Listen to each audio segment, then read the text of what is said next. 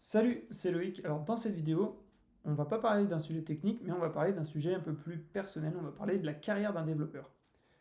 Alors, je vais te montrer en fait au travers de un peu mon expérience toutes les erreurs que j'ai pu faire pour que tu puisses éviter de faire les mêmes et surtout que tu puisses gagner du temps dans ta carrière. Comment tu peux t'améliorer, gravir les échelons, etc.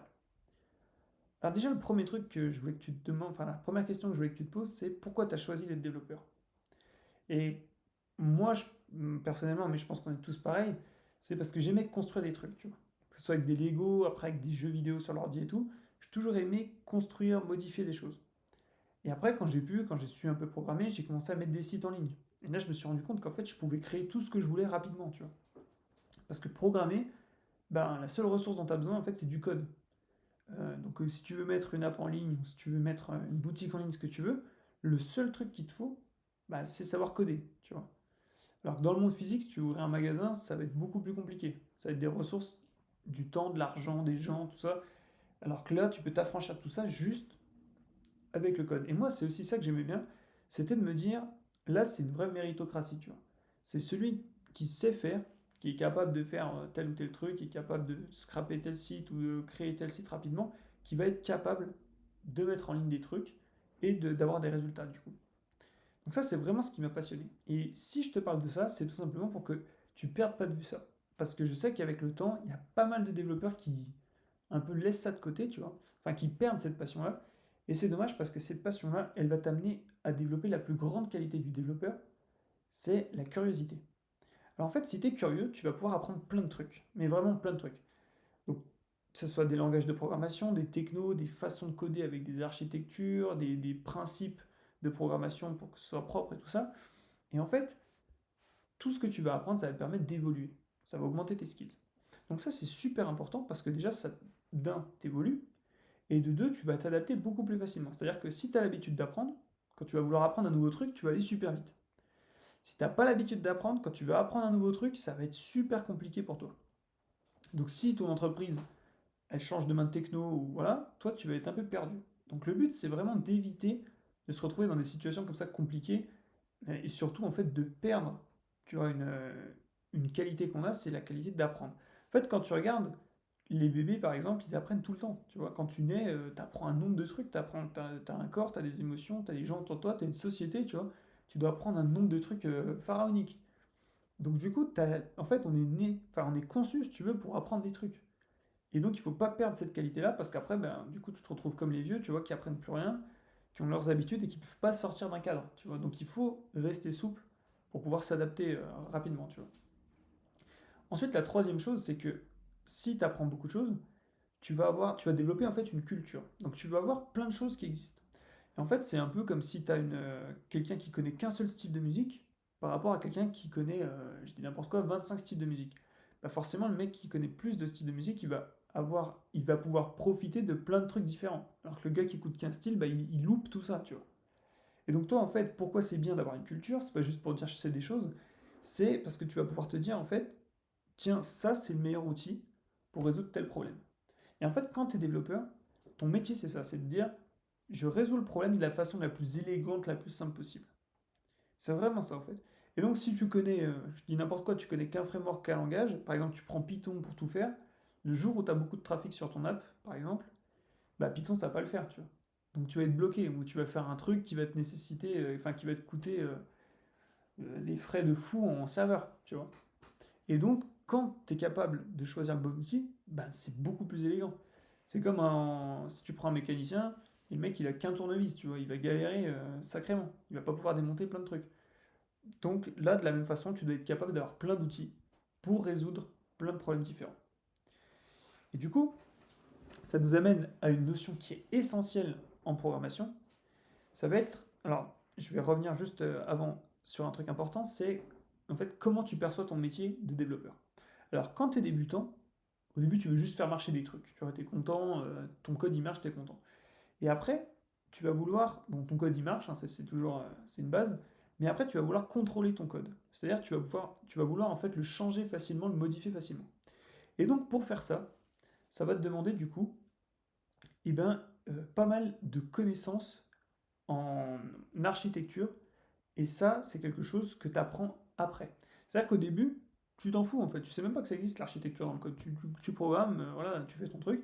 Et après, en fait, tout le reste, ta deuxième vie de programmeur, en fait, elle commence quand tu t'intéresses à comment coder propre. Ok.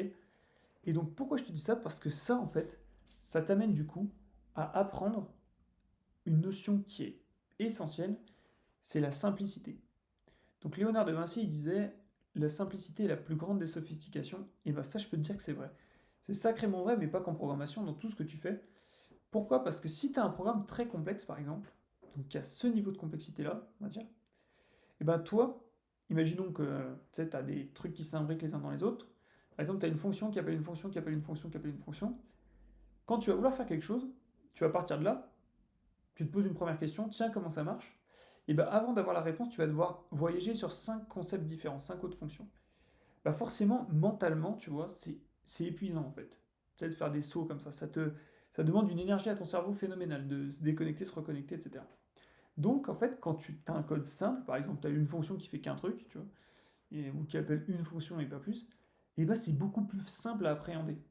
Du coup, tu vas être beaucoup plus productif parce que quand tu bosses sur un code simple, tu peux travailler beaucoup plus longtemps et beaucoup plus concentré. Et tu vas aussi pouvoir faire plus de modifs. Dans un code complexe, eh ben, tu passes énormément de temps à naviguer, tu vois, ou à essayer de comprendre. Et donc, ces deux choses, elles font que tu n'es pas en train de coder, tu vois. Parce que quand tu essaies de comprendre ou quand tu es en train de naviguer, ben, t'es pas capable, en fait, de produire. Donc, du coup, t'es pas productif. Donc, si je résume un peu le schéma de ma vidéo, là, pour l'instant, c'est l'amour de la curiosité, de la créativité, tout ça, ça va t'amener la curiosité. Cette curiosité, elle va t'amener à apprendre plein de choses, qui vont ensuite t'amener à connaître du coup plein de trucs différents, qui vont être des outils pour résoudre des problèmes. Et une fois que tu vas connaître ces problèmes, tu vas te rendre compte que ce qui est important au final, c'est de faire un code simple et compréhensible, tu vois, pour être plus productif. Ok? Et donc, cette notion de simplicité, elle doit être au cœur de tout ce que tu fais. Parce qu'en programmation, il y a plein de patterns super complexes qui existent pour gérer une architecture. Donc j'en ai parlé par exemple dans la vidéo précédente sur l'architecture hexagonale. Ça, c'est très bien, mais quand tu es dans des projets complexes, si tu as un projet qui peut être simple, il faut qu'il reste simple absolument. Donc, quand tu travailles en entreprise avec des trucs où il y a 200 personnes dessus, bon, il vaut mieux utiliser l'architecture hexagonale. Mais quand tu es dans un projet simple, il faut essayer de le rendre le plus simple possible. Parce que ce sera beaucoup plus simple de travailler dessus. Donc ça, la simplicité, ça doit vraiment être une vertu que tu dois t'efforcer de mettre dans tout ce que tu fais. Et enfin, je voulais parler d'un dernier truc, qui va être la valeur perçue d'un développeur. Alors, moi, je suis à mon compte, donc c'est un peu différent, parce que là, on va parler des développeurs qui sont en entreprise, mais bon, ça peut aussi s'appliquer à quelqu'un qui veut être indépendant, etc. En fait, ce qu'il faut comprendre, c'est que quand tu es développeur dans une entreprise, la valeur perçue que tu vas générer, elle est souvent faible. C'est-à-dire que si tu es dans une entreprise qui a plusieurs développeurs, les gens ne vont pas forcément comprendre ce que tu fais exactement, tu vois, c'est normal, ils ne sont pas techniques.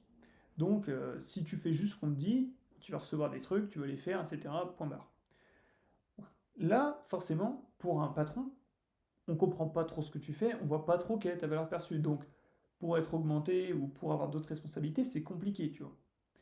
Maintenant, si dans une entreprise, tu cherches, toi, à toujours comprendre ce que fait l'entreprise et l'améliorer par ton code, là, c'est différent, tu vas pouvoir gravir des échelons. Je te donne un exemple, si tu travailles pour un site qui fait du e-commerce, qui vend, je dis n'importe quoi, des skateboards, tu vois, si tu as trouvé un truc qui fait que tu peux augmenter le taux de conversion du site, le doubler par exemple, parce qu'il y a un bouton qui n'est pas visible ou un truc comme ça, et ben là, pour le patron, t'es plus le gars qui code un truc technique derrière son ordi que personne ne comprend, t'es le mec qui a rapporté 20 000 balles de chiffre d'affaires en un mois, tu vois. Et donc, ce qu'il faut comprendre dans tout ce que tu vas faire, c'est qu'il faut toujours chercher la valeur de ce que tu fais. Quand on code, en fait, c'est pour faire des trucs. On code pas pour le plaisir de coder, même si c'est très beau, tu vois. On fait ça pour résoudre des problèmes ou pour permettre aux gens de faire des choses. Et donc, il faut toujours se dire, ok, qu'est-ce que mon code va faire? Et toujours se dire, qu'est-ce que je peux améliorer pour l'entreprise? Et en faisant ça, donc quand tu es salarié, c'est un peu plus compliqué parce qu'il y a des couches décisionnelles, etc. Mais en tant que développeur, c'est ce qu'il faut faire, c'est chercher à optimiser ce que fait une entreprise, que tu sois à ton compte ou salarié. Et plus tu fais ça, d'ailleurs, quand tu regardes, au final, ceux qui vivent le mieux du code, c'est pas les mecs qui sont développeurs exécutants, c'est les gars qui vont faire du conseil. Donc ils vont absolument pas coder, ils vont arriver dans les entreprises et vont dire voilà, vous voulez faire ça, ok, utilisez tel techno, tel langage, tel système de base de données, tel système de cache, enfin tu vois, ils vont donner des conseils, ça va être conceptuel, tu vois, et ça va être pas dans l'exécutif. Donc moi je trouve que c'est très bien de faire ça pour avoir de la valeur, hein, pour gagner de l'argent, etc. Mais il faut toujours rester quand même dans le faire parce que sinon, ben, si tu donnes des conseils mais que tu n'es plus capable d'appliquer en fait ce que tu dis, tu es un peu trop décorrélé d'existant, tu vois. Donc il faut garder l'habitude de coder pour rester, on va dire, légitime dans ce que tu fais. Tu vois. Et donc, au final, petit point important, je vois pas mal de développeurs qui du coup sont pas très épanouis en entreprise parce que soit ils n'ont pas compris ce concept, qu'ils peuvent améliorer en fait ce que fait l'entreprise et donner du sens à ce qu'ils font, ou soit parce que malheureusement ils l'ont compris mais l'entreprise ne les laisse pas faire ou qu'ils sont pas dans une disposition qui leur permet de le faire. Et du coup, ben, ils vont se mettre à faire quelque chose qu'ils aiment, c'est-à-dire la programmation, dans des conditions qu'ils n'aiment pas. Et ça, bien souvent, ça te fait détester, tu vois, ton métier. Et pourquoi c'est important d'éviter cette circonstance-là? Parce que quand tu aimes un truc, euh, au final, c'est précieux, tu vois. Ce que je t'ai dit au début, la passion que tu peux avoir pour la programmation, par la créativité, la curiosité, tout ça, c'est quelque chose que tu as en toi qui est précieux. Et je sais qu'il y a plein de gens, bah, ils ont besoin de gagner de l'argent, voilà, etc. Ils vont accepter des tafs qui sont pas forcément géniaux en tant que développeurs, ou ils vont faire des missions qui n'ont pas trop de sens. Mais en fait, ce que tu as de plus précieux en toi, c'est justement cette flamme, c'est cette envie, tu vois, si tu veux, ce caractère que tu as, donc soit cet appétit pour découvrir des trucs nouveaux ou pour créer.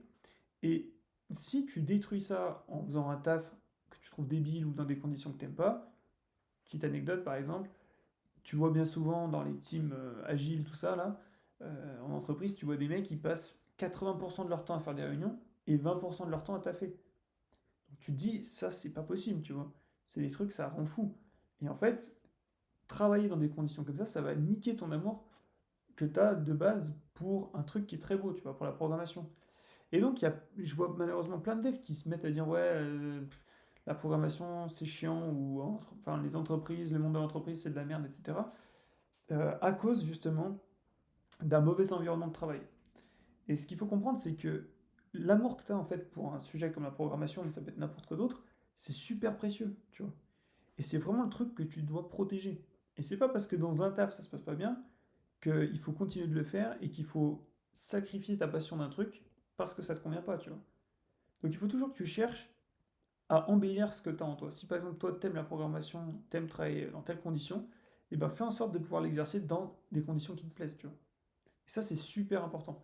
Donc voilà, c'est un peu la conclusion de la vidéo, c'est de dire, si on reprend le schéma logique, donc tu as, on va dire, un caractère de base, tu vois, des passions de base, donc la créativité, la curiosité, créer des choses, ça va t'amener à apprendre. Apprendre, ça va t'amener à connaître des choses, trouver les bons outils pour régler des problèmes. Et au final, tu vas te rendre compte que tu peux gérer de la complexité, mais que la simplicité, c'est bien mieux, parce que ça te permet de produire plus. Et ensuite, si tu veux pouvoir vivre décemment du code avec beaucoup de valeur ajoutée, il va falloir aussi t'intéresser à résoudre des problèmes d'une entreprise. Ok. Et pour le faire, il va falloir être dans de bonnes conditions. Et c'est pour ça qu'il va falloir choisir soit d'être à son compte, ou soit d'être dans une entreprise qui te permet de faire les choses dans les conditions que tu veux. Voilà, donc c'est un peu le schéma, le fil rouge, on va dire, de la vidéo. J'espère que j'étais clair. Donc moi, comme je t'ai dit, je suis à mon compte, donc c'est un peu différent. J'ai pas travaillé en entreprise quand j'ai fait du code, j'ai toujours été à mon compte. Et du coup, je vois des trucs qui me paraissent un peu lunaires quand je discute avec des devs. Et je suis toujours curieux de savoir comment ça se passe en entreprise réellement, tu vois, parce que j'entends des trucs qui me paraissent quasiment impossibles, hein. Par exemple, des entreprises qui disent non, mais il faut pas qu'on fasse un code trop propre parce que nous, on vend du debug. Donc si on n'a pas de bug, on gagne pas d'argent, tu vois. Des trucs comme ça, tu vois. Donc ça me paraît tellement à l'opposé, en fait, de ce que j'aime et de ce que je fais que ça me paraît difficilement concevable. Mais je crois les gens qui m'ont dit ça, tu vois. Donc, si tu as des expériences comme ça à me raconter, ben, mets-les en commentaire et puis je te répondrai avec plaisir. Et donc voilà, c'est tout pour cette vidéo. J'espère que ça t'a plu et dis-moi ce que t'en penses. Et moi, je te dis à la prochaine pour une autre vidéo. Ciao!